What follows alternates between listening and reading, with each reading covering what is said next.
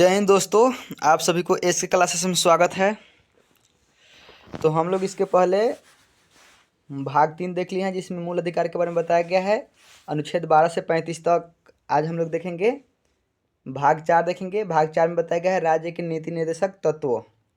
राज्य के नीति निर्देशक तत्व, और ये जो राज्य के नीति निर्देशक तत्व है ये अनुच्छेद 36 से लेकर के और अनुच्छेद 51 तक है। भाग 4 में बताया गया है राज्य के नीति निर्देशक तत्व, और जो राज्य के नीति निर्देशक तत्व है वो अनुच्छेद 36 से लेकर के अनुच्छेद 51 के बीच में है। तो आज हम लोग इसको पूरा डिटेल से पढ़ेंगे, और इसके बाद इसका अच्छा से थ्योरी करने के बाद ऑब्जेक्टिव करेंगे, जो कि सभी एग्जामों के लिए बहुत बहुत महत्वपूर्ण रहने वाला है। तो अगर आप लोग इस चैनल पर नए हैं तो इस चैनल को सब्सक्राइब कीजिए और सेशन को लाइक और शेयर कीजिए। तो चलिए स्टार्ट करते हैं हम। इसमें बताया गया है कि इसे भाग 4 में अनुच्छेद 36 से 51 के बीच रखा गया है। यानी कि जो राज्य के नीति निर्देशक तत्व है वो भाग 4 में है और अनुच्छेद 36 से 51 के बीच में रखा गया है। इसे आयरलैंड के संविधान से लिया गया, और जो राज्य के नीति निर्देशक तत्व है वो आयरलैंड के संविधान से लिया गया है तथा आयरलैंड ने स्पेन के संविधान से लिया। देखिए, जो भारत है वो राज्य के नीति निर्देशक तत्व आयरलैंड के संविधान से लिया है, और जो आयरलैंड है ये राज्य के नीति निर्देशक तत्व जो है वो स्पेन के संविधान से लिया है। ठीक, तो ये भी आप लोगों को याद रखना है कि जो आयरलैंड है वो राज्य के नीति निर्देशक तत्व कहाँ से लिया है, तो ये स्पेन के संविधान से लिया है। और जो भारत है तो भारत राज्य के नीति निर्देशक तत्व कहाँ से लिया है, तो ये आयरलैंड के संविधान से लिया है। ठीक, चलिए आगे देखते हैं। तो आगे बताया गया इसमें कि ये ऐसा तत्व है जो देश के लिए आवश्यक है, किंतु संविधान बनाते समय सरकार के पास इतने धन तथा संसाधन नहीं थे जो इन्हें उपलब्ध करा सके। अतः यह सरकार की इच्छा पर निर्भर है। यह जो राज्य के नीति निर्देशक तत्व है वो सरकार के इच्छा पर निर्भर है, जिस कारण केटीसा ने कहा है कि नीति निर्देशक तत्व, राज्य के नीति निर्देशक तत्व उस चेक के समान है। किसने कहा है, तो देखिए ये बहुत इंपॉर्टेंट है। यहाँ पे रुकिए, कलर चेंज कर लेते हैं हम। यहाँ से देखिए ये वाला, जिस कारण केटीसा ने कहा है कि नीति निर्देशक तत्व उस चेक के समान है जिसका भुगतान बैंक अपनी इच्छा अनुसार करता है। बोल देगा कि किसने कहा था कि जो राज्य के नीति निर्देशक तत्व है वो उस चेक के समान है जिसका भुगतान बैंक अपनी इच्छा अनुसार करता है। तो ये केटीसा ने कहा था। किसने कहा था, केटीसा ने कहा था। तो चलिए अगला पॉइंट देखते हैं कि आगे क्या बताया गया है। आगे देखेंगे हम लोग दोस्तों।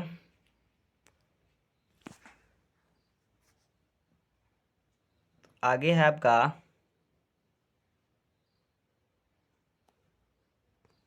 चलिए आगे है नीति निर्देशक तत्व का उद्देश्य सामाजिक तथा आर्थिक लोकतंत्र की स्थापना करना है।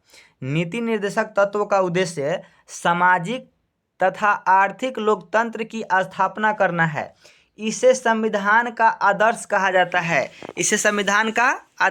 जाता है। इसके माध्यम से ज्ञात होता है, अगला पॉइंट है, इसके माध्यम से ज्ञात होता है कि भारत एक लोक कल्याणकारी राज्य है। इससे मतलब कि राज्य के जो नीति निर्देशक तत्व है इससे यह साबित होता है या ज्ञात होता है कि जो भारत है एक लोक कल्याणकारी राज्य है। अब चलिए अनुच्छेद 36 देखते हैं कि अनुच्छेद 36 है तो अनुच्छेद 36 में क्या बताया गया है। तो अनुच्छेद जो 36 है इसमें बताया गया कि नीति निर्देशक तत्व के संदर्भ में राज्य की परिभाषा, नीति निर्देशक तत्व के संदर्भ में राज्य की परिभाषा। अगला देखेंगे अनुच्छेद 37 यानी कि अनुच्छेद 37। अनुच्छेद 37 है आपका, अनुच्छेद 37 है, एक मिनट, अनुच्छेद 37। तो अनुच्छेद 37 में बताया गया है कि इसे न्यायालय द्वारा लागू नहीं कराया जा सकता है।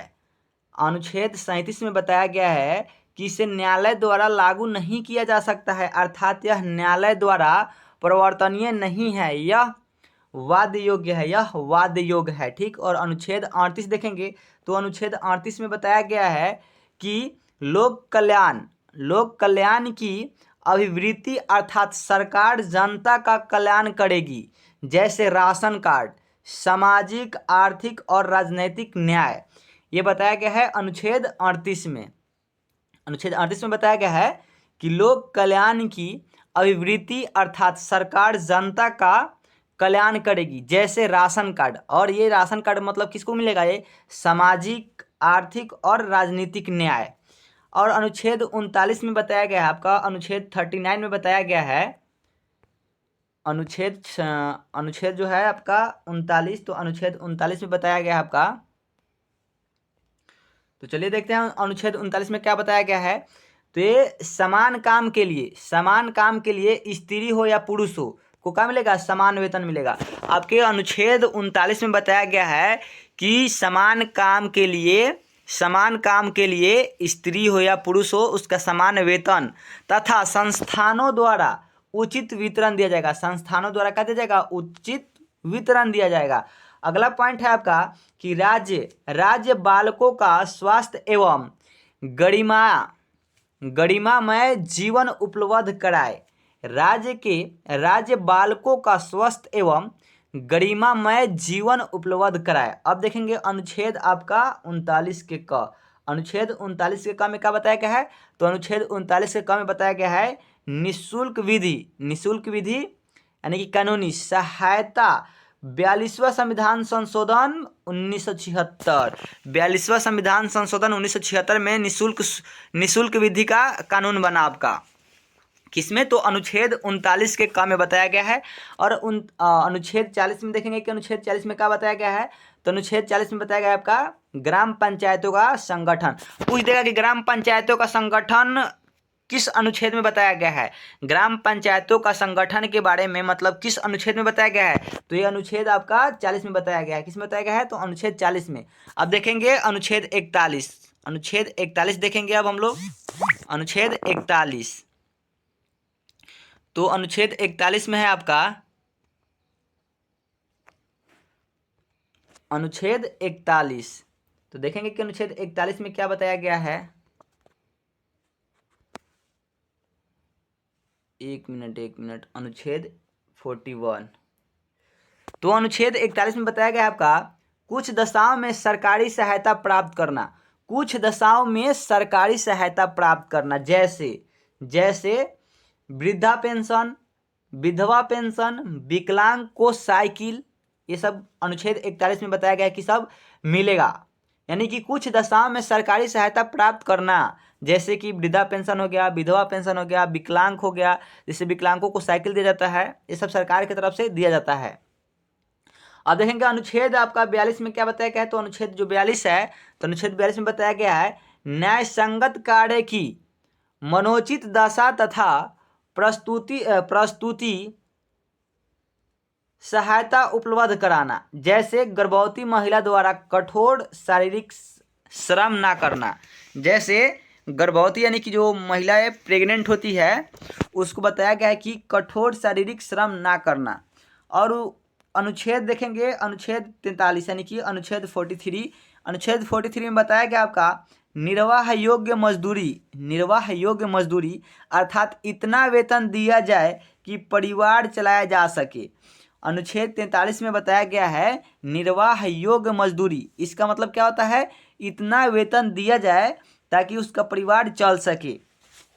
ठीक, यानी कि कुटीर उद्योग। अगला देखेंगे कि आगे क्या बताया गया है। अगला बताया गया आपका अनुच्छेद 43 के क। देखेंगे कि अनुच्छेद 43 के क में क्या बताया गया है।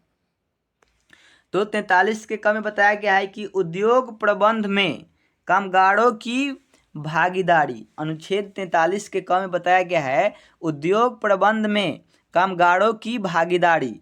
अब देखेंगे कि अनुच्छेद 43 के ख में क्या बताया गया है। तो अनुच्छेद 43 के ख में बताया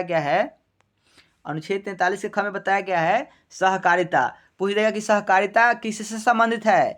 तो अनुच्छेद 43 के ख से संबंधित है सारी सहकारिता। ठीक, अब देखेंगे कि अनुच्छेद 44 में क्या बताया गया है। तो अनुच्छेद 44 में बताया गया है आपका, अनुच्छेद 44 में बताया गया है समान सिविल संहिता अर्थात सभी धर्मों के लिए विवाह एवं तलाक की शर्तें समान रहेगी, भले ही विवाह की रीति अलग अलग हो। मतलब कि 44 अनुच्छेद 44 है, तो अनुच्छेद 44 में यह बात बताया गया है कि समान सिविल संहिता अर्थात सभी धर्मों के लिए विवाह एवं तलाक की शर्तें समान रहेगी, भले ही विवाह की रीति रिवाज अलग अलग हो, पर उसका जो तलाक होता है वो सभी के लिए समान रहेगी। मतलब कि जो उसका शर्त है वो सभी के लिए एक समान रहेगा, चाहे वो उसका शादी का रीति रिवाज जो हो वो अलग अलग क्यों ना हो, पर उसका जो तलाक है वो सभी के लिए शर्तें समान रहेगी।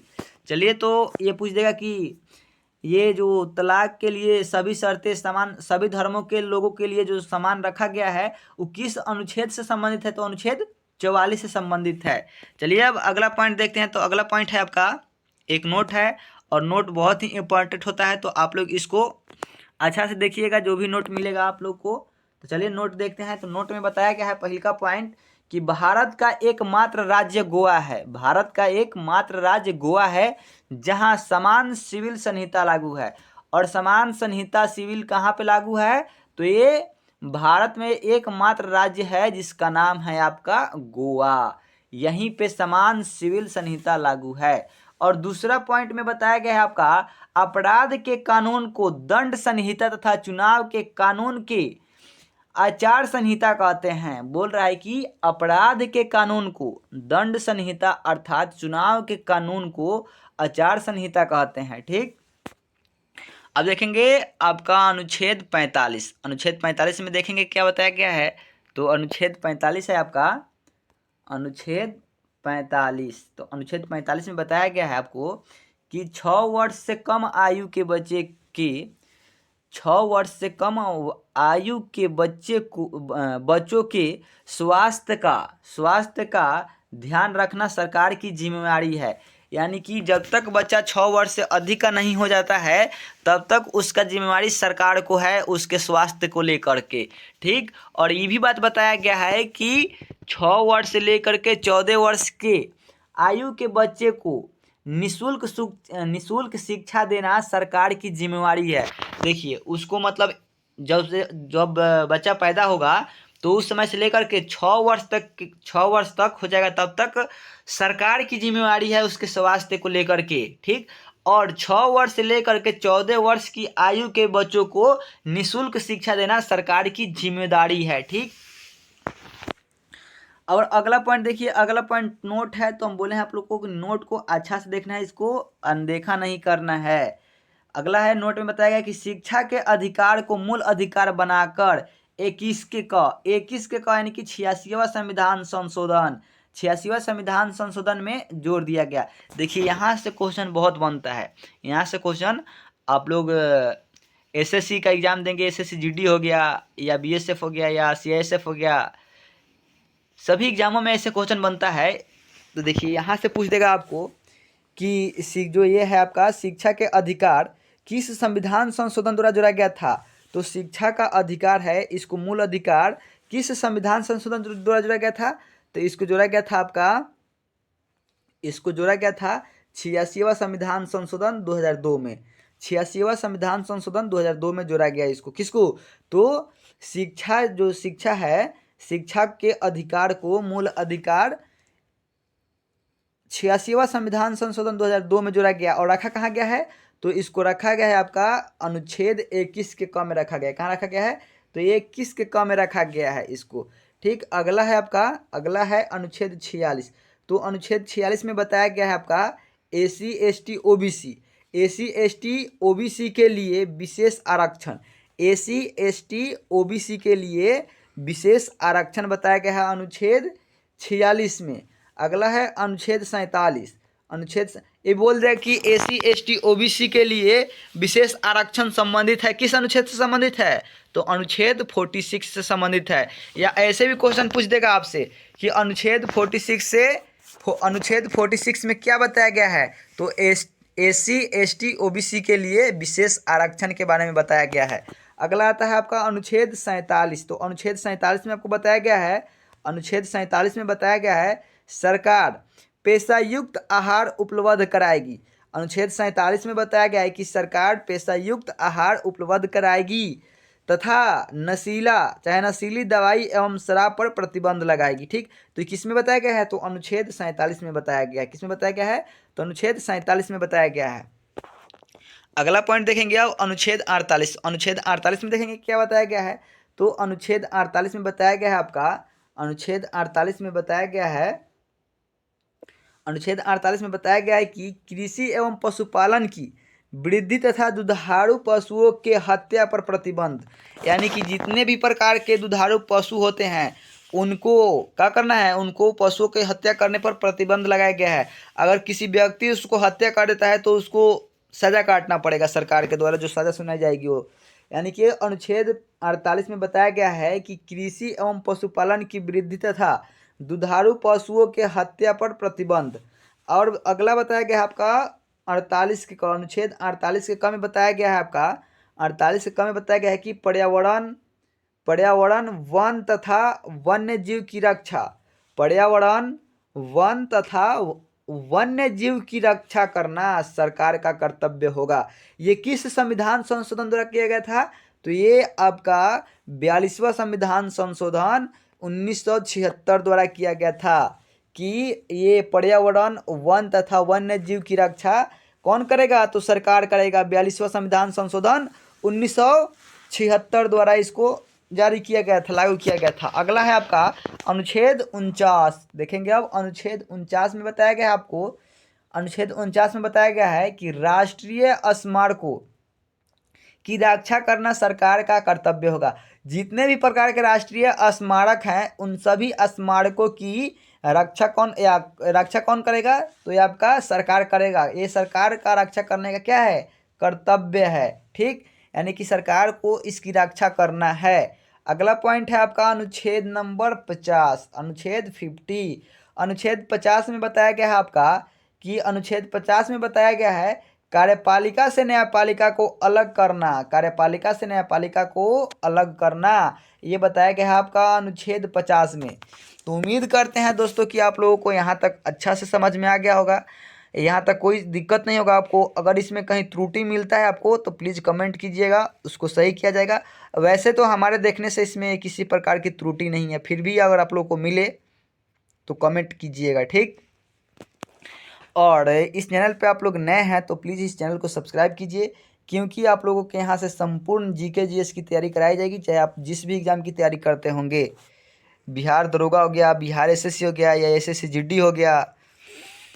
तो चलिए आगे देखते हैं अगला पॉइंट क्या है इसमें। तो देखेंगे अगला पॉइंट है आपका, अगला पॉइंट है अनुच्छेद 51। देखेंगे अनुच्छेद 51 में क्या बताया गया है। तो अनुच्छेद 51 है आपका, अनुच्छेद 51। अनुच्छेद 51 में बताया गया है कि अंतर्राष्ट्रीय शांति को बढ़ावा देना, अंतर्राष्ट्रीय शांति को बढ़ावा देना, ये अनुच्छेद 51 में है। अंतर्राष्ट्रीय विवादों को मध्यस्थता द्वारा सुलझा देना, इसी अनुच्छेद के तहत भारत यूएनओ का सदस्य बना। भारत किसके सदस्य बना? तो भारत जो है वो यूएनओ का सदस्य बना।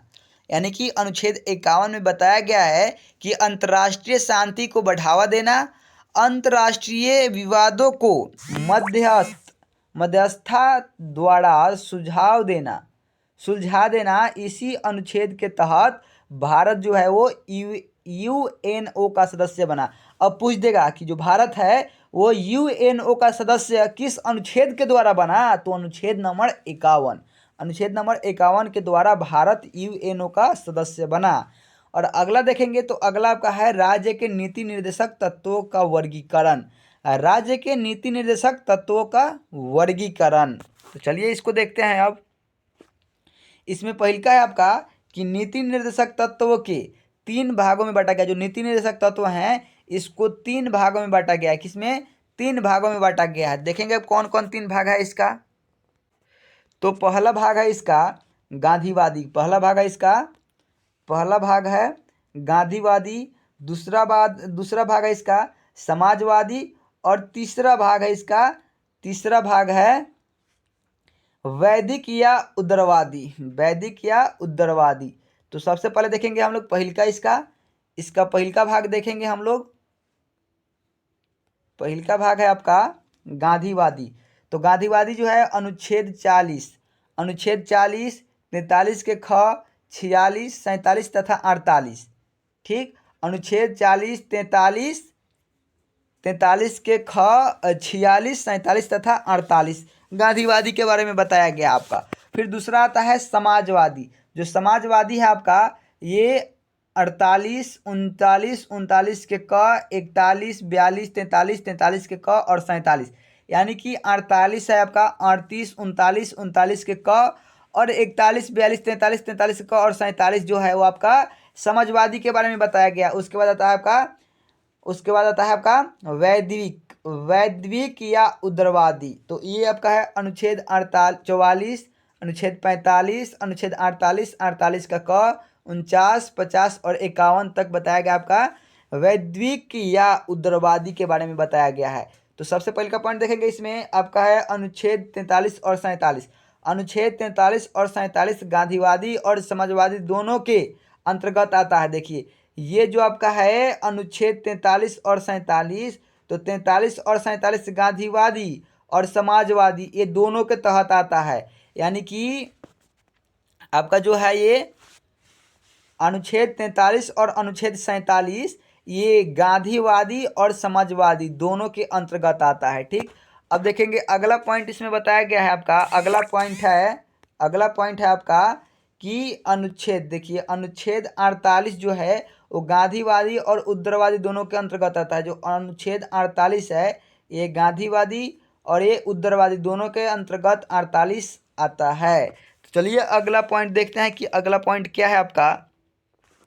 तो इसके पहले अगर आप लोग इस चैनल को सब्सक्राइब नहीं किए हैं तो प्लीज़ इसको सब्सक्राइब कीजिए और इस सेशन को लाइक और शेयर कीजिए। तो चलिए आगे देखते हैं। अब आगे बताया गया है नोट, और नोट को बहुत ही अच्छा से देखना है। तो इसमें बताया गया आपका कि नोट है ये मिनर्मा मिल मुकदमे में न्यायालय ने कहा कि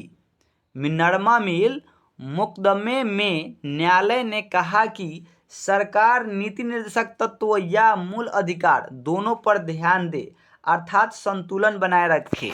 ये जो है आप नीति निर्देशक देखिए जो है ये मिनर्मा मिल मुकदमे में न्यायालय ने कहा कि सरकार नीति निर्देशक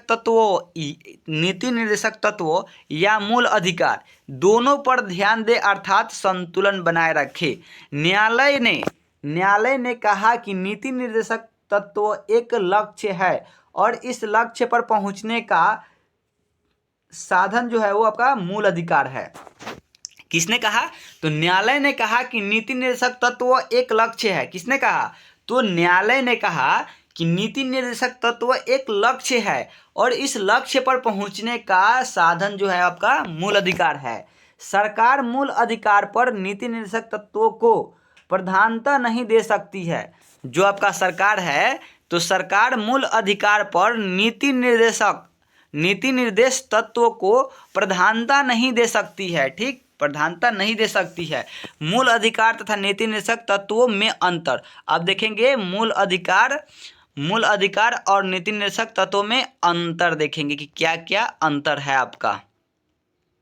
ठीक, तो चलिए इसके अंतर देखते हैं कि क्या क्या अंतर है आपका।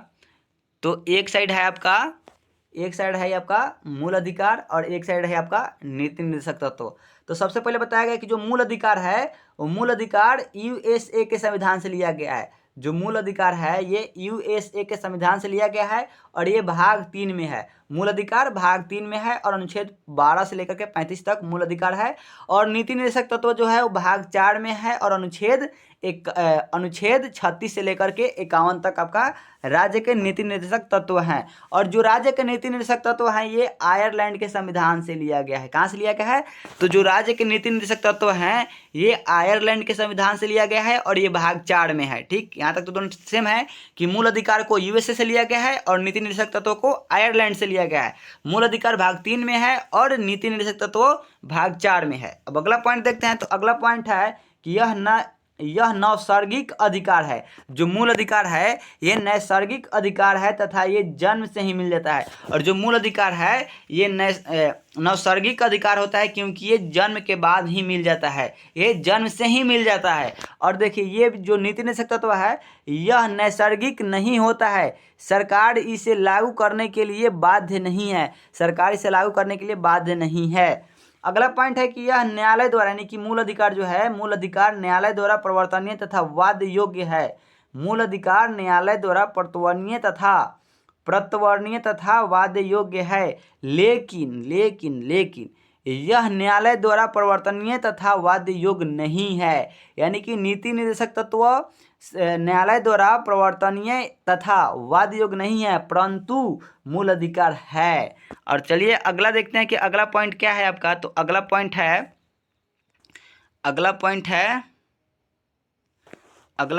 आपका कि यह सरकार की शक्तियों को घटा देता है। जो मूल अधिकार है ना, मूल अधिकार सरकार की शक्तियों को घटा देता है अर्थात ऋणात्मक है। यानी कि जो मूल अधिकार है वो ऋणात्मक है, ये सरकार की शक्तियों को घटा देता है। और जो आपका नीति निर्देशक तत्व है यह सरकार की अधिकार को बढ़ा देता है। नीति निर्देशक तत्व सरकार के अधिकार को बढ़ा देता है अर्थात यह क्या है? अर्थात यह धनात्मक है।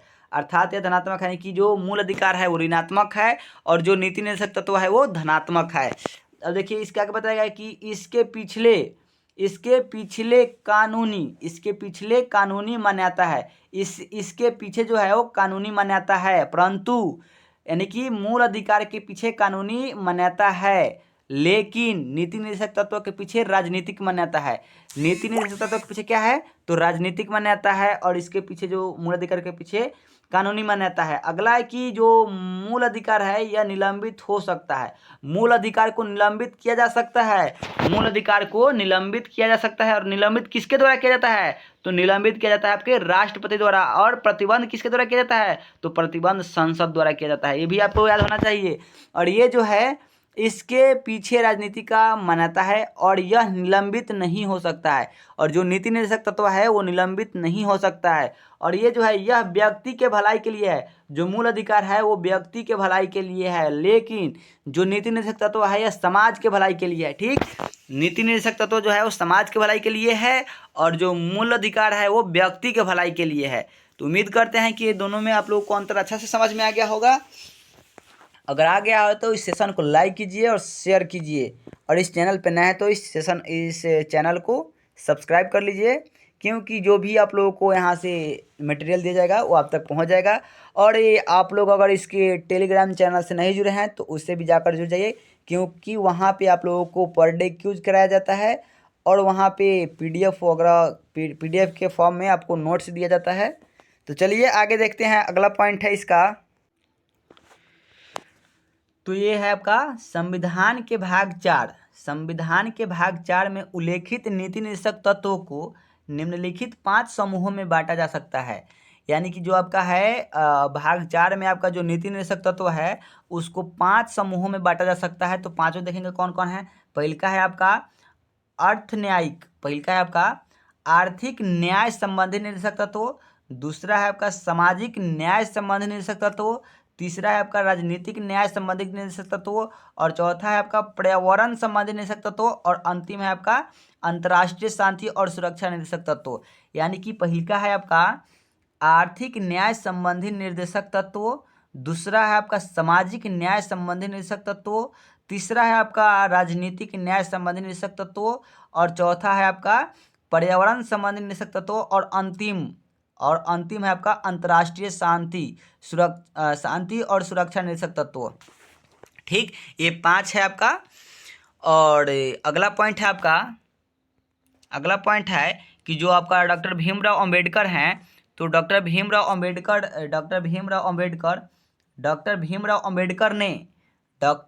अंबेडकर ने राज्य के नीति निर्देशक तत्वों को भारतीय संविधान की अनोखी विशेषता कहा है। तो बोल दिया कि भारतीय संविधान की अनोखी विशेषता कहा गया है नीति निर्देशक तत्वों को। यह किसने कहा है? तो ये डॉक्टर भीमराव अंबेडकर ने कहा है। और क्वेश्चन ऐसे भी पूछ देगा कि डॉक्टर भीमराव अंबेडकर ने किसको भारतीय संविधान की अनोखी विशेषता कहा है? तो ये राज्य के नीति निर्देशक तत्वों को कहा है। किसको कहा है? तो राज्य के नीति निर्देशक तत्वों को कहा है। अगला पॉइंट देखेंगे आपका, तो अगला पॉइंट है नीति निर्देशक तत्वों को आयरलैंड से लिया गया है। यानी कि जो भाग 4 में बताया गया है राज्य के नीति निर्देशक तत्व, वो कहाँ से लिया गया है? तो ये आयरलैंड के संविधान से लिया गया है। कहाँ से लिया गया है? तो ये आयरलैंड के संविधान से लिया गया है। और जो आयरलैंड है, ये आयरलैंड कहाँ से लिया है? तो आयरलैंड स्पेन के संविधान से आयरलैंड लिया और आयरलैंड के संविधान से भारत ने लिया। ठीक। और अगला पॉइंट है आपका अनुच्छेद 40। अनुच्छेद 40 के तहत ग्राम पंचायतों के गठन का प्रावधान है। ग्राम पंचायतों के गठन का प्रावधान किस अनुच्छेद से है? तो अनुच्छेद 40 से है। अगला है आपका अनुच्छेद 39 का घ, यानी कि अनुच्छेद 39 के घ में पुरुषों एवं स्त्रियों के लिए समान कार्य के लिए समान वेतन का प्रावधान है। यानी कि अनुच्छेद 39 के घ में बताया गया है कि वो पुरुष हो या स्त्री हो, उसको समान कार्य के लिए समान वेतन दिया जाएगा। समान कार्य के लिए समान वेतन दिया जाएगा। यह बात किस में बताया गया है? तो यह बात अनुच्छेद 39 के घ में बताया गया है कि चाहे वो स्त्री हो या पुरुष हो, उसको समान कार्य के लिए समान वेतन दिया जाएगा। और अनुच्छेद 44 में बताया गया है आपका, अनुच्छेद 44 में बताया गया है कि अनुच्छेद 44 में समान नागरिक संहिता का प्रावधान है। अब बोल देगा कि समान नागरिक संहिता का प्रावधान किस अनुच्छेद में है? तो यह अनुच्छेद 44 में है। ठीक, अनुच्छेद 44 में है। अगला है आपका शराबबंदी संविधान की धारा 47 में निर्देशित है। शराबबंदी संविधान के किस धारा में निर्देशित है? तो ये धारा 47 में निर्देशित है। शराबबंदी संविधान की धारा 47 में निर्देशित है। तो अगला पॉइंट देखते हैं आपका, तो अगला पॉइंट है आपका अनुच्छेद 46 देखेंगे कि अनुच्छेद 46 में क्या बताया गया है। तो आपका अनुच्छेद 46 है, यानी कि अनुच्छेद 46 में अनुसूचित जातियों, अनुसूचित जनजातियों और अन्य दुर्लभ वर्गों की शिक्षा और अर्थ संबंधी हितों की अभिवृद्धि का उल्लेख है। यानी कि आपके अनुच्छेद 46 में अनुसूचित जातियों, अनुसूचित जनजातियों और अन्य दुर्लभ वर्गों की शिक्षा और अर्थ संबंधी हितों की अभिवृद्धि का उल्लेख है। किसमें? तो अनुच्छेद 46 में। अगला है आपका अनुच्छेद 48 है आपका। अनुच्छेद 48 के क में पर्यावरण का संरक्षण तथा संवर्धन और वन एवं वन्य जीवों की रक्षा का वर्णन है। किसमें? तो अनुच्छेद 48 के क में। किसमें? तो अनुच्छेद 48 के क में। अगला पॉइंट है आपका राज्य के नीति निर्देशक तत्व एक ऐसा चेक है जो बैंक के सुविधा अनुसार अदा किया जाएगा। यह कथन किसका है? तो यह कथन केटी शाह का है। किसका है? तो यह कथन जो है वो आपका केटी शाह का है। किसका है? तो यह कथन केटी शाह का है। यानी कि राज्य के नीति निर्देशक तत्व एक ऐसा चेक है जो बैंक की सुविधा अनुसार अदा किया जाएगा। अदा मतलब उसको क्या किया जाएगा? भजाया जाएगा। भजाना को अदा बोलते हैं। यानी कि सुविधा अनुसार भजाया जाएगा। यह कथन किसका है? तो यह कथन केटी शाह का है। तो उम्मीद करते हैं कि आप लोग यहाँ तक बहुत ही अच्छा से समझ लिए हैं। और जब समझ लिए हैं तो आपका भी कुछ कर्तव्य बनता है कि हाँ, इस चैनल को सब्सक्राइब करें और इस सेशन को दबा कर लाइक और शेयर कीजिए। तो चलिए, जो पॉइंट बचा है उसको भी पूरा किया जाए। अगला पॉइंट है दोस्त, अगला पॉइंट है कि 42वें संविधान संशोधन। 42वां संविधान संशोधन कब हुआ था? तो 42वां संविधान संशोधन 1976 में हुआ था। यानी कि 42वें संविधान संशोधन 1976 द्वारा टकराव की दिशा में नीति निर्देशक तत्वों को मूल अधिकारों पर वरीयता प्रदान की गई। 42वें संविधान संशोधन 1976 द्वारा टकराव की दशा में नीति निर्देशक तत्वों को मूल अधिकारों पर वरीयता प्रदान की गई। अगला पॉइंट है कि अनुच्छेद 43 में कर्मचारियों के लिए निर्वाह मजदूरी का प्रावधान किया गया है। किसका प्रावधान किया गया है? तो निर्वाह मजदूरी का प्रावधान किया गया है। तो उम्मीद करते हैं कि आप लोग यहाँ तक तो बहुत अच्छा से समझ गए होंगे। इसके बाद आता है आप लोगों का वस्तुनिष्ठ प्रश्न, जो कि बहुत आप लोगों को रिवाइज में बहुत ये सहायता करेगा। इसको देखना नहीं भूलिएगा। इसके पार्ट 2 में आएगा आपका वस्तुनिष्ठ प्रश्न, जो कि राज्य के नीति निर्देशक तत्वों के ऑब्जेक्टिव करके इसका टॉपिक रहेगा, और ये इसके बाद वाला क्लास में आएगा। तो इसको अच्छा से आप लोग पढ़ लीजिए और याद कीजिए, फिर इसका ऑब्जेक्टिव आएगा तो उसमें आप लोग अच्छा से रिवाइज कर लीजिएगा। ठीक है, thank you very much. Enjoy कीजिए आप लोग और अच्छा से इसको पढ़िए और इस चैनल के माध्यम से भरपूर फ़ायदा उठाइए। Thank you very much.